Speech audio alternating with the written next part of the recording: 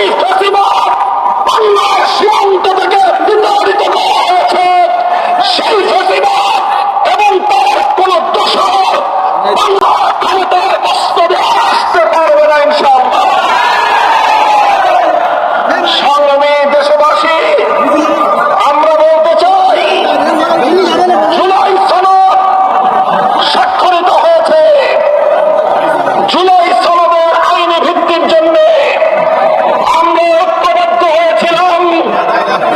আমাদের সে ঐক্যের ভিত্তির উপর দাঁড়িয়ে জুলাই সনদের প্রাথমিকভাবে আইনি ভিত্তি কার্যকর হয়েছে, সরকারি আদেশ জারি হয়েছে। আমরা দাবি করেছিলাম জুলাই সনদকে চূড়ান্তভাবে আইনি ভিত্তি প্রদানের জন্য গণভোটের আয়োজন করতে হবে। বাংলার মানুষ সেই গণভোটের মাধ্যমে ইনশাআল্লাহ জুলাই সনদকে চূড়ান্তভাবে আইনি ভিত্তি প্রদান করবে।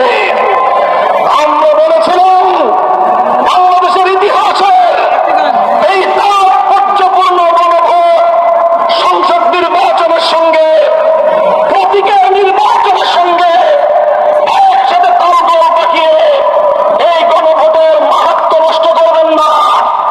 আমরা বলেছিলাম এই জুলাই সনদের গণভোটকে আগামীর বাংলাদেশের মাইল ফলক হিসেবে প্রতিষ্ঠা করার জন্য আলাদাভাবে স্বতন্ত্রভাবে জাতীয় নির্বাচনের আগে গণভোটের আয়োজন করা হোক।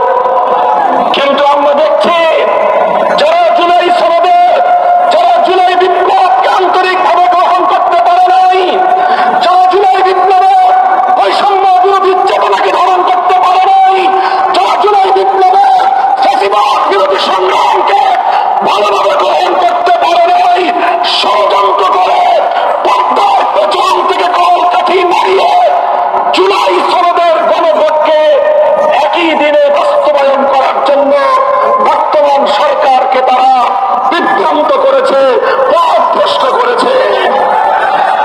দেশের স্বার্থে, জনতার স্বার্থে, শান্তির স্বার্থে, ঐক্যের স্বার্থে আমরা গণভোটের আয়োজন, হয়তো জুলাই সনদের আয়োজনকে এখন আমরা বলছি স্বতন্ত্র নির্বাচনের মাধ্যমে আলাদাদিন গণভোটের আয়োজনের মধ্য দিয়ে জুলাই সনদ কার্যকর করার এই ঐতিহাসিক পদক্ষেপকে যেন বর্তমান সরকার তার প্রাপ্য সঠিক মর্যাদা দান করে।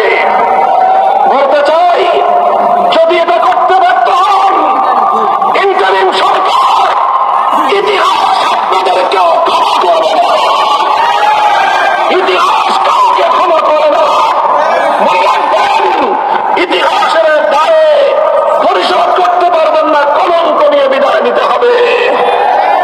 পরিষ্কার বলি আমরা, ইনশাআল্লাহ যেই ফ্যাসিবাদ রক্ত দিয়ে বাংলাদেশ থেকে বিদায় করা হয়েছে, বিদেশি প্রভুদের এজেন্ডা বাস্তবায়ন যারা করার জন্য আমার বাংলার স্বাধীন জনপদকে যারা ব্যবহার করেছে, আজও যারা স্বপ্ন দেখছে বিদেশি প্রভুদেরকে খুশি করে আবার ক্ষমতার মসনদে আসবে, তাদেরকে বলতে চাই, বাংলাদেশের মানুষ আজ ঐক্যবদ্ধ।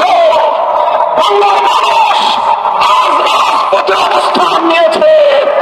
আমরা রাজপথে নেমেছি জুলাই সনদ বাস্তবায়নের গণভোটে বাক্সকে বিজয়ী করার মধ্য দিয়ে আগামীর বৈষম্যহীন ফ্যাসিবাদ মুক্ত বাংলার ভিত আমরা তৈরি করবো ইনশাআল্লাহ।